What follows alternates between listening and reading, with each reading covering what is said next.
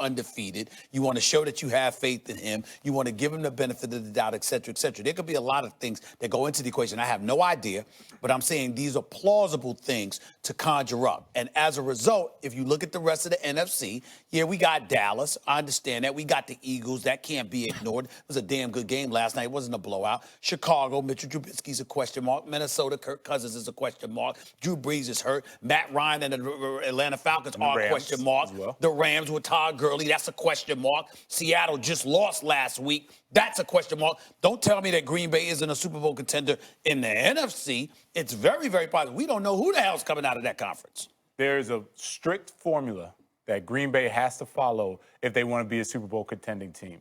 And it goes run the ball first, play good defense, and then let Aaron Rodgers do his magic. If they get away from that formula, they got to 3-0 with that formula. Then they got away from it yesterday. And they reverted back to what you just said. Same old story, same movie. We've seen this thing. It's a rerun. They revert to that, no chance. There is absolutely no chance that they're a Super Bowl contending team. But they can get back to that formula because it was good enough to get them to 3-0. They have to figure out how to stop the run. Now, particularly what they need to do is they need to stop going in dime. Dime is where they put a lot of secondaries on the field as opposed to linebackers. If they get away from that and actually put some big guys that want to tackle and not make business decisions. They invested in their secondary in recent years. They did, and I understand that because it's a pass-happy defense. But all of a sudden, when you run up against a Philadelphia that says, I don't care about passing the ball. Carson Wentz doesn't care about getting his numbers. We're just going to run the ball right at you. If you're going to face that again with the Dallases of the world, with the Todd Gurleys of the world, so you have to get back to that Think about formula. before this season started, real quick, Stephen A. Who did you think was the most talented team in the NFC North? In the NFC North? Before the season started. Before the season was Chicago. Right. And if you didn't hear Chicago, a lot of the Sharpies, right, were saying, actually, it's Minnesota. No one was saying Green Bay in terms of most talent. Because we didn't think they had a defense. But as usual, we were like, but are they on the outskirts of the Super Bowl scene? Yeah, because of Aaron Rodgers. It's the same old thing. And you just said he's in decline, and he has not looked the same in the last about year and a half. I said he's looked in decline the last year and a half. Else. I ain't going to say it is because he can just wreak havoc. And let me tell you what the difference is now, too. And I know it's not the NFC, but we always thought, but Aaron Rodgers can do things no one has ever been able to do. Except now there's Patrick Mahomes, who can do every single thing and maybe more than Aaron Rodgers at his best. And Mahomes got offensive weapons everywhere and a coach that clicks with him who understands modern offense. But why do you talk? Like, just because Mahomes could do it, that suddenly negate what Aaron Rodgers brings to the table. And in other words, what I'm trying to say to you is like, for example, we can sit up there and talk basketball all we want to, for example, and talk about the individual skill sets of a particular individual, right? And how that individual can propel you to new heights. Football is a different ball game, as you know a hell of a lot better than all of us. Aaron Rodgers can't help your defense play better. He can't help your special teams perform. There's a lot of different components. But you talk like, oh, my goodness, now we got somebody that could do what we thought or what we saw Aaron Rodgers do and maybe even a little bit better. Like, that takes away from Aaron Rodgers, and it doesn't. I'll tell you why it does. Because the real reason, like boil it down, why we think the Pack has a chance is because he can do things no one else can do. But Max, but actually there are others, someone else. Who beat Minnesota and who beat Chicago? Sure. Who beat them already? The defense.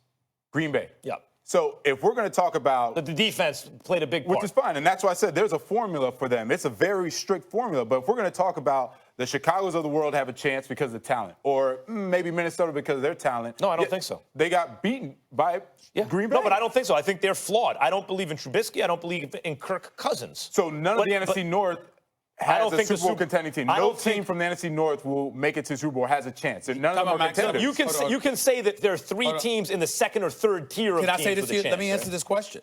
I would say yes, and I would say Minnesota. Do you know why? Because they are a different team when Dalvin Cook is on that field. Yeah, exactly. Football. If you've got a defense and you got a running back like this brother, who, by the way, is averaging 6 yards a carry. Who's got to stay on the field, by the way. I understand we all know that. But the point is, if he's healthy and on the field, yes. Kirk Cousins complete 58% of his passes. He's been almost garbage. But you got a running game, you got a defense, it matters. You're wrong. And Teddy Bridgewater is essentially a game manager compared to the likes of Drew Brees, okay? That's how I feel anyway, although some people, in my opinion, have been labeling Drew Brees like a game manager over the last 2 years. I don't view it that way personally. I think he's still elite, and he's going to be missed. But here's what I will give Teddy Bridgewater credit for.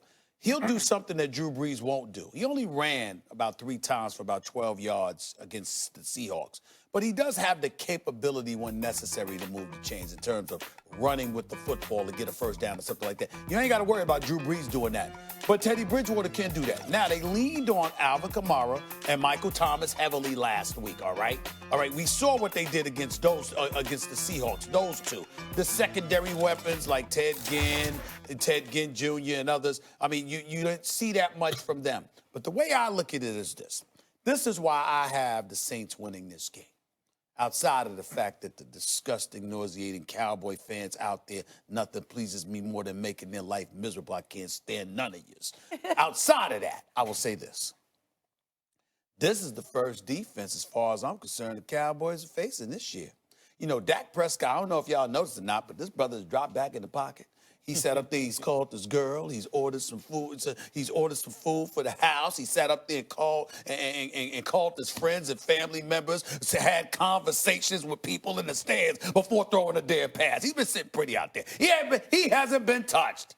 That will change this Sunday. He's going to get touched by New Orleans defense. And I'm going to be real anxious to see how the Dallas Cowboys offense, led by Kellen Moore, and the now aerial assault they think they have, because it's Dak Prescott, my number 2 candidate for league MVP behind Patrick Mahomes, by the way. But he's been nice, you know, the last couple of weeks he's been pairing nicely with Amari Cooper. We'll see what they do.